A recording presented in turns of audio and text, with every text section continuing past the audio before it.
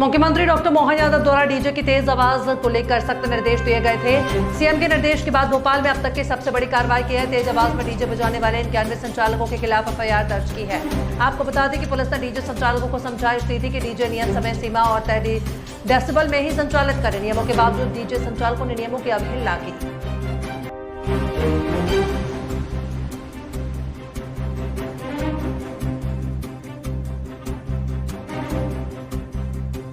मध्य प्रदेश की बीना विधानसभा सीट से विधायक निर्मल सप्रे ने विधायक के पद से इस्तीफा देने से साफ इनकार कर दिया। उन्होंने 10 अक्टूबर को विधानसभा को भेजे जवाब में कहा कि उन्होंने ऐसा कोई सबूत पेश नहीं किया जिससे साबित हो सके कि उन्होंने दल बदला। इधर 5 जुलाई को नेता प्रतिपक्ष उमंग सिंघार ने विधानसभा अध्यक्ष दल बदल कानून के तहत निर्मला सप्रे की सदस्यता निरस्त करने की मांग की थी।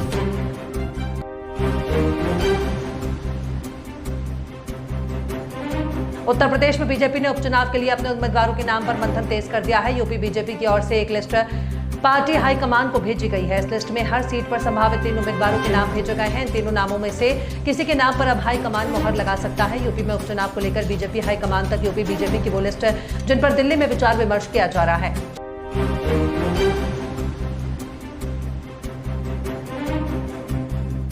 उत्तर प्रदेश की 9 सीटों पर उपचुनाव की तारीखों का ऐलान हो गया है, जिसमें बीजेपी के नेतृत्व वाले एनडीए और इंडिया गठबंधन में सीधा मुकाबला दिखाई दे रहा है। लेकिन इस बार बहुजन समाज पार्टी ने भी उपचुनाव लड़ने का ऐलान किया है।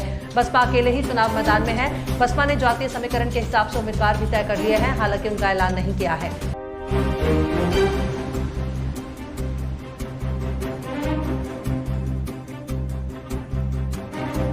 दीपावली के त्योहार पर अक्सर दूर दराज रहने वाले लोग अपने अपने घर जाते हैं। ऐसे में तमाम बसों और रेलों में काफी भीड़ देखने को मिलती है, जिसे देखते हुए अब यूपी रोडवेज ने बड़ा कदम उठाया।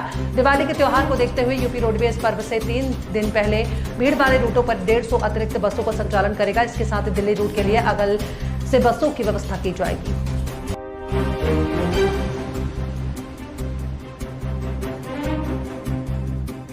जम्मू कश्मीर विधानसभा चुनाव में एक सीट हासिल करने के बाद आम आदमी पार्टी उत्साहित है। हालांकि अब सवाल यह है कि क्या आप महाराष्ट्र और झारखंड में भी विधानसभा चुनाव में अपने उम्मीदवार उतारेगी या नहीं। दरअसल इन दोनों राज्यों में पार्टी के चुनाव लड़ने पर फैसला नहीं हुआ है। महाराष्ट्र और झारखंड में आपका संगठन अभी शुरुआती दौर में है। आम आदमी पार्टी की पीएससी इस पर फैसला लेगी।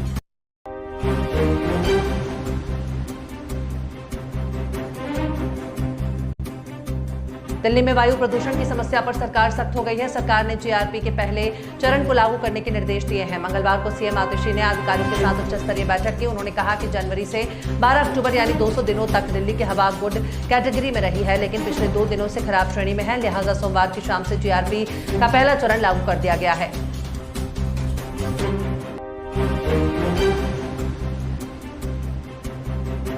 केंद्र सरकार करोड़ों कर्मचारियों का इंतजार खत्म करने वाली है और आज उनके लिए सौगात देने का इंतजाम कर रही है। आज केंद्रीय कैबिनेट की बैठक में सरकारी कर्मचारियों और पेंशनर्स का महंगाई भत्ता बढ़ाने का ऐलान किया जा सकता है।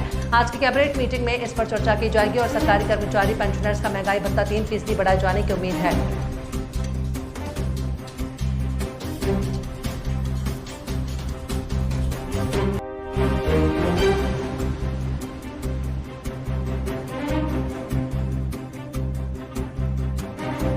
अल्लू अर्जुन की पुष्पा सुपरहिट साबित हुई थी। फिल्म को इतना पसंद किया गया था कि लोग इसके फैन हो गए थे।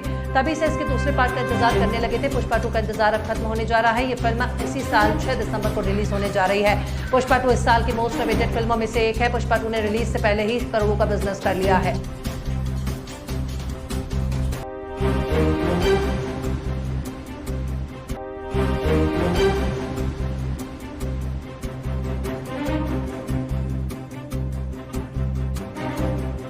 आईपीएल 2024 के समापन के बाद रिकी पॉन्टिंग ने दिल्ली कैपिटल्स का हेड कोच पद छोड़ दिया था।